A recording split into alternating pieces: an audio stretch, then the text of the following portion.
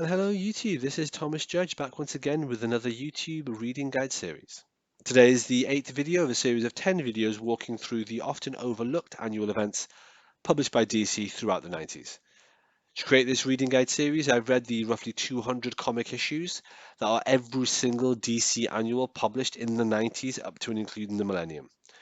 And I've used that to make this video series. Today's video and the next couple of videos up until the end of the series are all going to be quite short because it's at this stage that DC start investing less effort in the annual events and having less series crossing over and tying into them. With no further ado, let's jump into 1998's event, which is actually called Ghosts.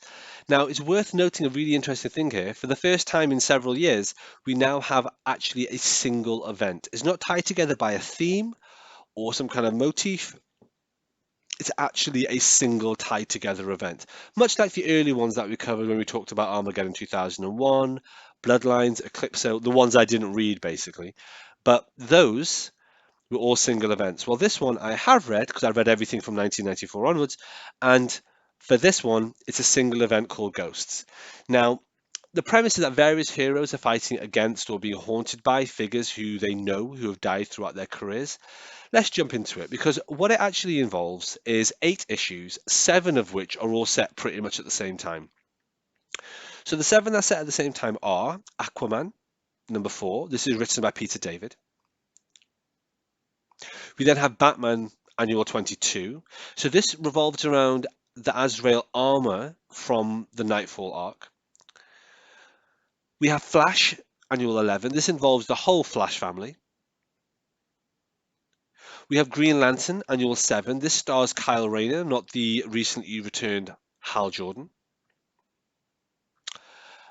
This got the Martian Manhunter Annual because there's now a Martian Manhunter ongoing series. You should also read Superman Annual number 10. This is written by Dan Jurgens, and it's an interesting morality tale around the idea of a death penalty, actually. And then the final one of these ones that are all contemporaneous, Wonder Woman Annual number 7. So there's an interesting tone to this issue because it explores Wonder Woman's impact on the men around her, which is kind of interesting and done in a pretty decent way, actually. So you have these 7 issues. And you know what? I'll throw them up on the screen, show them up here. You can see that. There's the 7 issues. Read them in any order you want. Absolutely does not matter. But you need to read them all before you read this one. This is JLA Annual 2, which is set after all the others. And it both explains and provides closure to the story and the whole idea about this haunting, these ghosts, and so on. Let's go back to the quick infographic here. You can see this. We've got the 7, and then we've got the JLA Annual 2 at the bottom. You don't have to read all 7 of these to understand the JLA Annual 2. In fact, you don't have to read any of them. If you don't like any of these characters, Batman, Flash, Superman, and so on, you can just read the JLA story. Well, I mean, that said, you're not going to enjoy the JLA story because it has all those people in it.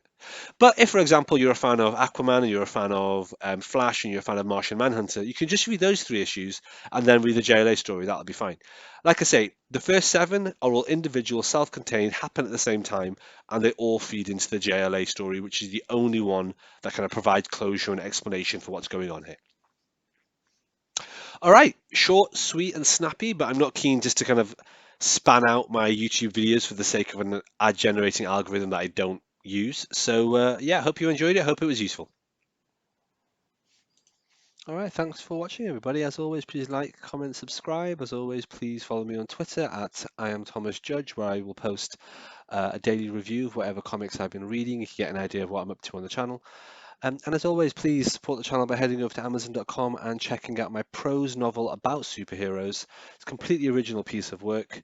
The first episode in it is called Arrivals, and the series as a whole is called No Gods or Kings. You can find an excerpt of that on my website, nogodsorkings.com. Until next time, everybody, stay classy.